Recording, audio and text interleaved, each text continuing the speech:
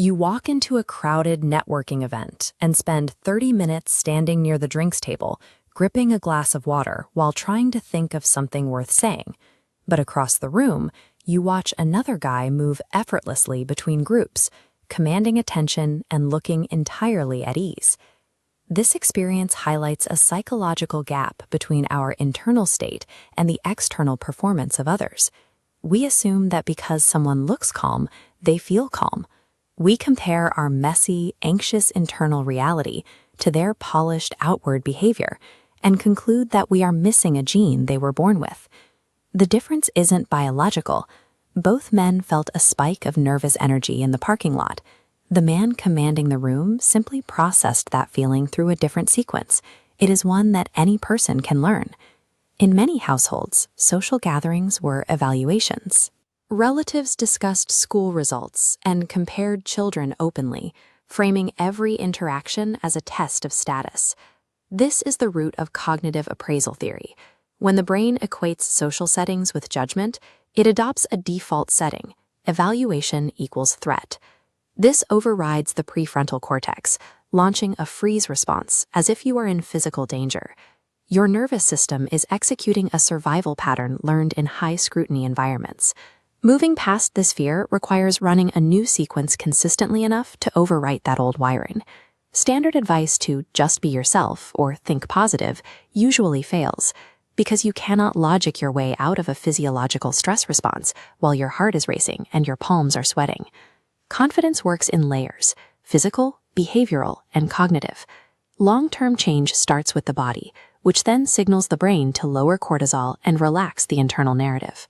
The SAFE loop is the universal sequence for this physical shift: scan, anchor, find, and execute.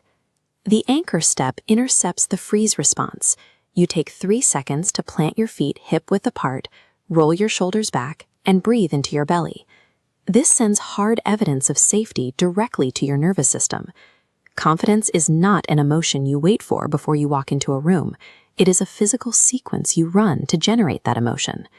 These tools are most necessary in environments built around social scrutiny, like a family wedding or a formal introduction to a potential partner. The audition mindset makes these situations unbearable. By obsessing over how you are being perceived, you demote yourself to a performer and hand the other person the power of a judge. Adopting a discovery mindset shifts your objective.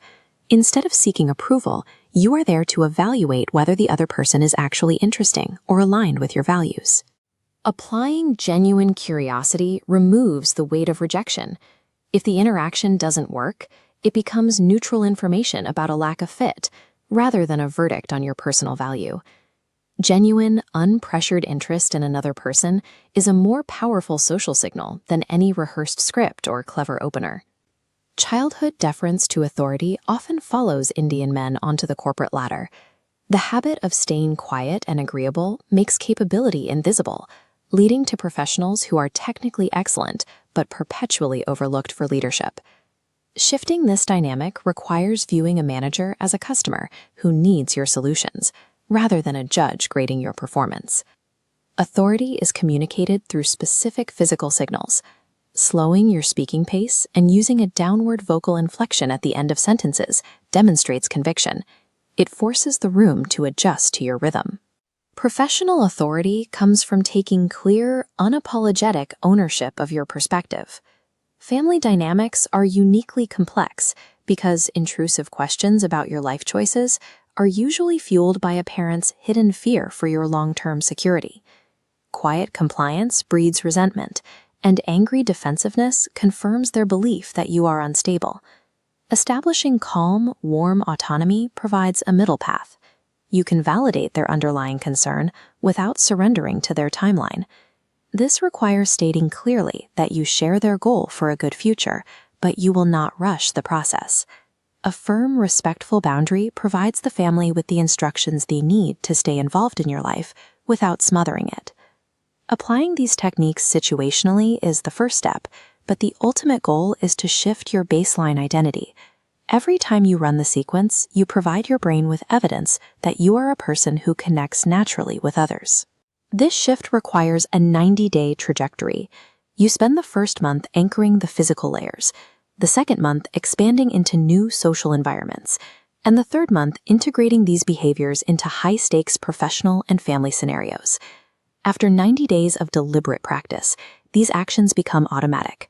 Confidence ceases to be a feeling you hope for and becomes the settled knowledge that you can handle the outcome of any interaction.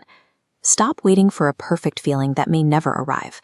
Step into the rooms you have been avoiding and run the sequence.